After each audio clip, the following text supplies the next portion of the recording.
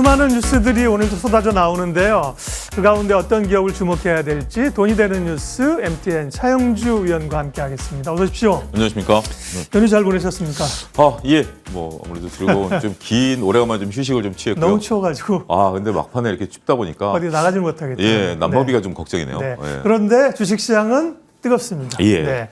먼저 뉴스 첫 번째부터 확인하겠습니다. 미국에 우리가 쉬는 동안에 미국 주가 강했고요. 나스닥이 그렇죠. 어제는 네. 조금 주춤했지만 전에 이틀 동안은 2%씩 올랐습니다. 미국의 기술주들이 강세를 보였는데요. 보면 반도체, 전기차주가 강했고 미국 월가에서도 목표가를 계속 올리고요. 엔비디아, AMD, 루시드, 전기차, 반도체 이런 쪽인데요.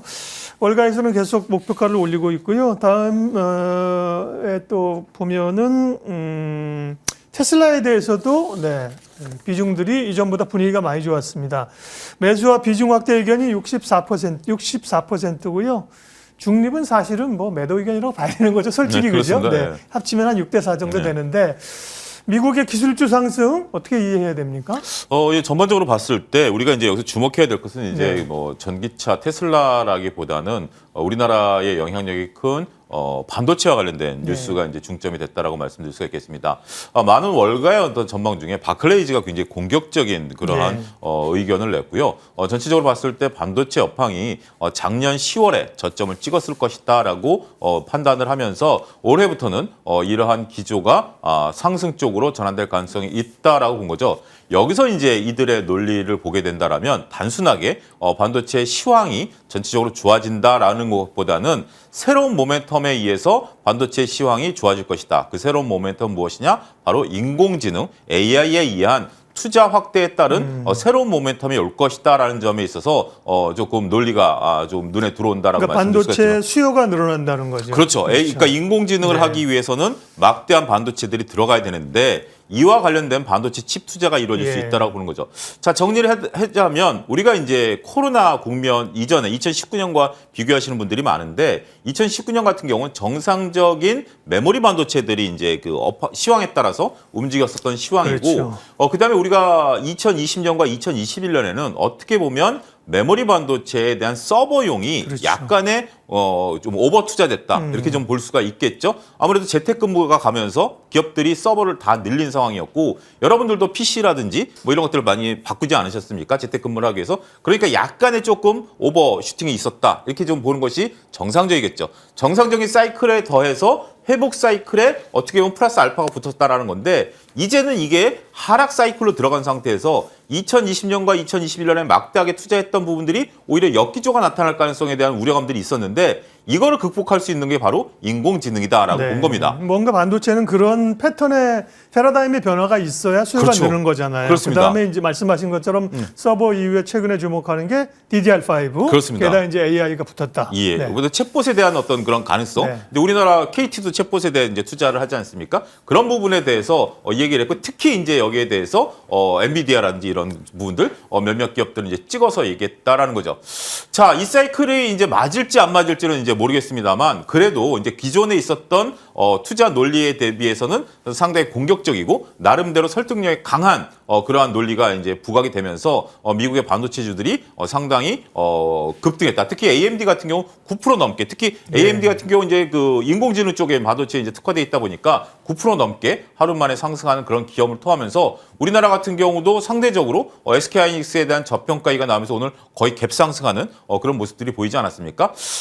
뭐 반도체에 대해서는 보는 시각은 여러 가지가 있을 수 있겠습니다. 근데 정리를 하자면 지금 현재 논리를 본다라면 새로운 인공지능에 대한 논리가 나왔고 자 그렇다면 메모리와 시스템 둘 다 성장할 수 있는데 그 비중을 좀 살펴봐야 되겠죠. 결국 우리가 이 논리가 적용되는 구간까지의 삼성전자와 SK하이닉스의 재고 사이클이라든지 이런 부분들까지 종합적으로 살펴봐야 되고 일단 이 부분은 조금 긴 호흡으로 보시면서 전반적으로 바닥에서 올려주는 트리거가 되긴 하겠습니다만 길게 끌고 갈 수 있는지 여부는 결국 매출과 재고 사이클을 동시에 살피셔야 되지 않을까 싶습니다. 그러면 종목별로는 어떻게 해야 됩니까? 삼성전자하고 하이닉스가 있겠고 소부장단이 있잖아요.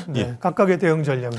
일단 좀 달라질 수밖에 없습니다. 지금은 일단은 이제 팔리는 부분들이기 때문에 SK하이닉스와 삼성전자의 메모리 재고량을 좀 봐야 되겠죠. 그 부분이 첫 번째일 것이고요. 그 다음에 이제 이것이 어느 정도 소화돼야 투자가 늘어날 수 있는 부분들이기 때문에 소부장은 조금 되는데 특히 이제 소재 쪽 같은 경우는 당장 저는 트리거가 되기는 어렵다라고 보여집니다. 일단 재고가 막대하기 때문에 단지 장비 같은 경우는 이번에 지난주에 이제 시장을 뜨겁게 달궜었던 것 중에 하나가 2차 전지 장비주들에 대한 발주가 이제 본격적으로 시작되지 않았습니까? 그게 왜냐하면 미국향 트리거이기 때문에 지금 이제 삼성전자 같은 경우도 미국의 공장을 짓기 시작했지 않습니까? 170억 달러를 여기에 따른 발주가 들어올 겁니다. 자, 구분하자면 일단 삼성전자와 SK하이닉스는 메모리 판매에 대한 것들을 살펴야 되겠고요. 소재는 일단 제일 늦게 움직일 가능성이 있다. 장비는 이와 별도로 미국향 매출이 늘어나냐 여부를 살펴보시면서 투자 포인트를 잡아야 되지 않을까 싶습니다. 그러면 반도체에 대해서 전반적인 위원님 생각은 중립 이상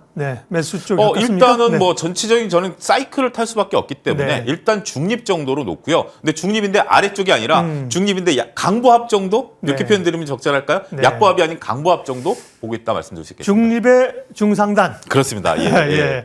반도체 얘기했고요. 반도체는 말씀하신 것처럼 분위기는 많이 좋아졌고 1월 29일이니까 30일이니까 삼성전자가 이제 본실적 발표하고 나서 컨퍼런스 콜 할 때 중요한 또 뭐 감산이라든지 가이던스 그렇습니다. 이게 굉장히 좀 중요한 이벤트가 좀 남아 있습니다. 어쨌든 미국의 반도체 기술주들이 강해서 다행이고요. 다음 돈이 되는 뉴스 두 번째 뉴스 확인할게요. 다음은요. 양극재 어닝 쇼크를 어떻게 볼 것이냐. 2차 전지는 뭐 작년 말에 상당히 조정이 있었고 연초에 분위기들이 좋은데요. 특별히 양극재가 작년에는 사실은 선도적인 섹터였잖아요. 근데 양극재가 이제 보면 4분기 영업이익 추정치들이 에코프로 BM, LNF 대표적이고요. LG와 포스코 케미칼처럼 시장 컨센서스를 다 밑도는데요. 그렇게 줬다가 양극재가 주춤한 원인은 어디 있는 겁니까, 실적이? 저희가 이제 그 지난 화요일 날 제가 이제 요즘 이제 저희가 이제 머니투데이가 개편한 이후에 아침 8시 반에 이제 리포트를 하는데 그때 이제 처음으로 다뤘던 게 에코프로 BM입니다.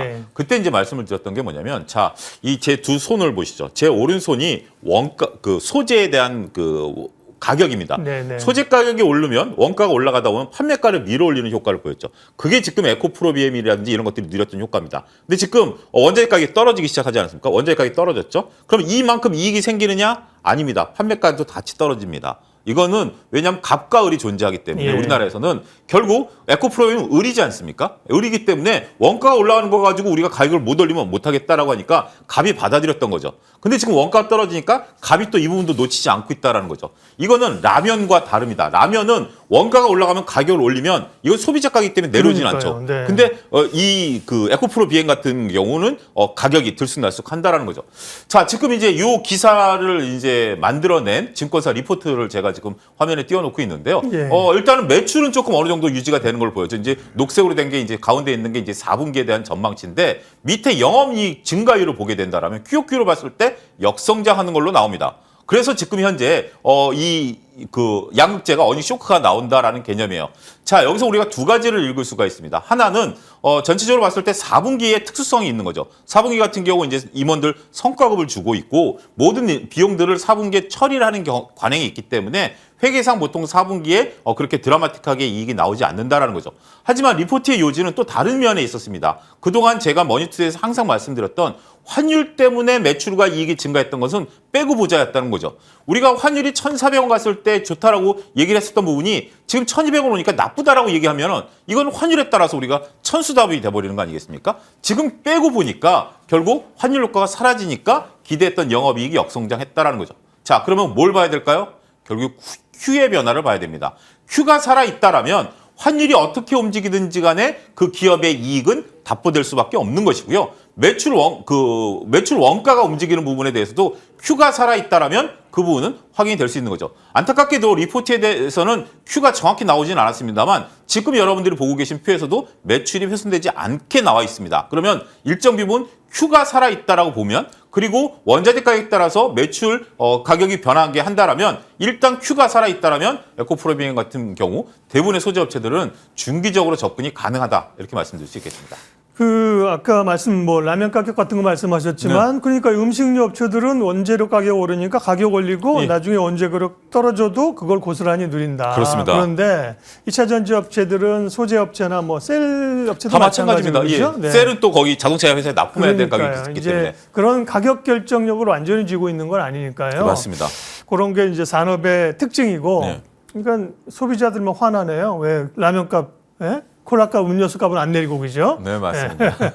자, 그러면 예. 2차 전지 양극재가 이제 말씀하신 것처럼 4분기는 안 좋았지만 올해 연간으로 보면 Q를 이제 선방할 것 같다. 그럼 양극재 투자는 유효합니까? 네. 저는 중기적인 관점 좀 더 네. 길게 보고 여유 있게 들어가신다면 네. 저는 오히려 이런 뉴스의 오늘은 이제 안 빠지는데 주가 빠질 때마다 모아가시라는 거예요. 근데 양극재의 또 장점은 뭐냐면 전체적으로 봤을 때 지금 시장이 확대되는 일면도 있는 거 아니겠습니까? 지금 공장을 이제 LG엔솔이 미국에다 공장을 짓고 나면 어느 양극재 갖다 쓰겠습니까? 우리나라 양극재를 아무래도 많이 갖다 쓸 수밖에 없고 밸류체인상 왜냐하면 지금 저는 이렇게 보는 거죠. 미국에 2차 전지 공장들이 지금 짓고 있는데 이게 지금 급하지 않습니까? 글로벌 업체들이 서로 경쟁이 되기 때문에 급할 경우에는 어떡하죠? 같이 일했던 사람들을 데려가는 거죠. 그럼 같이 일했던 장비가 들어가는 거죠. 그럼 같이 일했던 장비에 맞는 최적화된 건 뭐죠? 우리나라 소재들이죠. 그렇기 때문에 이러한 상황 논리를 놓고 본다라면 이들이 급하게 미국으로 달려가면서 같이 데려갈 수밖에 없고 거기에 따른 우리의 Q는 증가할 수밖에 없다. 단 지금 공장을 짓고 있는 기간 동안에는 여러 가지 원가라든지 환율이라든지 이런 것들이 다 출렁거릴 수 있다. 출렁거려서 주가가 빠질 때는 오히려 매수 기회를 보자. 그러고 나면 2, 3년 뒤에는 정말 가치 투자가 빛을 발할 가능성이 높다. 저는 그렇게 말씀드릴 수 있겠습니다. 그럼 이 양극재 업체는 아까 LG화학도 있고 포스코케미칼도 있습니다만 대표적으로 에코프로비엠하고 LNF잖아요. 예, 그렇습니다. 네. 그런 쪽들에다가 LG화학도 만만치 않게 보셔야 될 것 같아요. LG화학 같은 경우도 첨단 소재 사업부의 매출 비중이 점점 늘어나고 있고 네. 영업이익 비중은 벌써 전체 회사의 50%까지 올라왔으니까 그리고 LG엔솔의 굉장히 중요한 역할을 할 것으로 보기 때문에 네. 저는 LG화학 또 거기에 삼형제로 한 명 끼워 넣어줘야 된다 말씀드릴 수가 있겠습니다. 2차 전지 양극재 업체들의 4분기 실적이 쇼크 수준이다. 그러나 별로 쫄 필요 없는 뉴스다. 예. 그렇죠? 예, 올해를 봐야 되는 거기 때문에 그렇고요. 돈이 되는 뉴스 세 번째 뉴스 확인하겠습니다. 다음 뉴스는요. 중국 리오프닝의 찐수혜주, 치과 관련된 업체들, 오스테 임플란트는 약간 좀 빼야 됩니다. 노매를 치더라도 주가 이렇게 오른 거 말고도 이제 예. 공개 매수 얘기도 나오면서 워낙 주가가 이제 급등해 버렸고요. 네. 약간 그런 영업 외적인 요소가 있는 거고요. 네. 덴티움도 오늘 강하고요. 디오도 그렇고. 리오프닝 관련주가 여러 가지가 있을 텐데 피부 미용도 있고 네, 화장품이 맞습니다. 있을 텐데 그럼 지금 말씀하신 이 치과 의료기기는 어떻게 봐야 됩니까 지금? 어떻게 보면 재료의 신선도로 따지면 이미용 기기가 최근에 좀 각광을 받았죠. 네. 왜냐하면 임플란트 같은 경우는 12월 달에 이미 한 차례 됐었고, 그다음에 12월 중순서부터 우리가 이제 LCC라든지 이런 것들이 됐고, 이미용 기기는 좀 신선도가 있다라는 거죠. 근데 저희가 이제 임플란트를 이해하기 위해서는 VBP법에 대한 이해가 좀 필요합니다. 준비된 자료를 좀 보여주셨으면 좋겠는데, 이 VBP법이 그냥 단순하게 이 임플란트에만 해당된 게 아닙니다. 2018년부터 이미 시행되던 법안입니다. 이거는 중국 정부가 직접 구매를 통해서 가격 인하를 하겠다라는 거죠. 여기에 수많은 종목들이 이미 들어가 있습니다. 심장질환제라든지 고혈압 치료제라든지 이런 우리 흔히 아는 만성 질환들에 대한 것들을 이미 중국 정부가 빅파마를 대상으로 해가지고 가격 인하를 시켜버렸어요. 예. 근데 이제 그 결과치를 놓고 보면 이 VBP법에 들어가서 수혜를 보는 기업이 있고 피해를 보는 기업이 있다는 거죠. 예를 들면 고혈압 치료제 빅파마가 그전에 중국에서 영업을 잘하다가 이번에 VBP법에서 탈락된 업체도 있어요. 그 경우에는 매출이 급감을 했고요. 여기 들어간 경우에는 매출과 이익이 유지가 됐다는 겁니다. 자, 정리를 해드리자면 VBP법은 중국 정부가 공동 구매를 해가지고 공공 의료로 이제 하는 법인데 그러면 가격이 떨어지는 거 아니냐라고 이제 우려했었던 부분들도 그러게요. 있죠. 예. 근데 중요한 건 그만큼 Q가 물량이 늘어난다는 거죠. 늘어나는군요. 물량이 네. 늘어난다는 거고 또 임플란트가 갖고 있는 특징은 뭐냐면 전체 시술 비용에 원재료 비용에 차지하는 비중이 약 35%밖에 안 됩니다. 예. 그래서 전체적으로 가격이 낮아진다 하더라도 오스테 임플란트나 덴티움, 디오 같은 경우가 볼 피해는 그렇게 많지 않다. 이런 것들이 이제 긍정적인 요소로 작용하고 있다라는 거죠. 더군다나 우리가 이제 제가 이제 여담으로 하는 얘기입니다만 가끔 이제 중국 관련해서 그냥 뭐 여러 가지 유튜브로 보게 된다라면 중국의 이제 고성이라든지 이런 막 시골 나올 때 보면 어르신들 치아 상태가 별로 좋지가 않은 게 또 우리가 눈으로 보여지죠. 그거는 이제 공공의료에서 흡수하겠다라는 게 중국 정부의 방침 아니겠습니까? 그렇기 때문에 이번에 우리의 오세 임플란트의 디오가 뭐 덴티움까지 여기에서 굉장히 많은 물량들을 가져왔다라는 측면에 있어서는 굉장히 긍정적이다. 저는 그렇게 말씀드릴 수가 있겠습니다. 네. 당초에는 저 법안이 나오면서 우려들을 했었는데요. 뭐 오스테 임플란트 같은 경우도 그렇고 오히려 좋게 해석이 되고 있습니다. 그런데 이제 고민은 주가가 지금 단기적으로 너무 많이 올랐어요. 네. 예, 이 치과 의료기기 어떻게 해야 됩니까? 네. 저는 전체적으로 봤을 때는 일단 지금은 뭐 추경 매수는 조금 어렵다라고 예. 보여지고요. 보유자의 영역이다라고 좀 말씀드릴 수가 있겠습니다. 근데 이거는 더군다나 이제 덴티움 같은 경우가 이제 동남아 진출을 지금 본격적으로 하고 있거든요. 그러니까 이제 중국 시장뿐만이 아니라 동남아 시장까지 아우르겠다라고 한다면 우리가 정말 우리 삼복 중에 하나가 치아복 아니겠습니까? 그럴 정도이기 때문에 이 수요는 무궁무진할 수 있다라는 것이고 단 제 개인적인 사견으로 오스테 임플란트에 대해서는 19만 원 이상의 가격을 받기는 지금 이제 공개 매수가가 19만 원이지 않습니까? 조금 단기적으로 어려울 수도 있다. 그래서 어차피 이제 공개 매수가 2월 24일까지이기 때문에 그때까지 저 가격대에서 머무를 가능성이 있고 그럼 공개 매수가 끝난 이후에 주가 움직이면 어떻게 될 것이냐? 저는 추가적인 상승은 일단 이 이슈로 이미 어느 정도 올랐기 때문에 매출과 영업이익에 따라서 움직이긴 하겠습니다만 그 밸류 부분에 대해서는 조금 고민이 필요한 시점이 아니겠는가 말씀드릴 수 있겠습니다. 네, 치과 의료기기까지 오늘 또 시장에서 이슈가 되는 세 가지 뉴스하고요. 관심 종목에 대한 코멘트까지 들었습니다. 차영주 전문위원 함께했습니다. 고맙습니다. 감사합니다.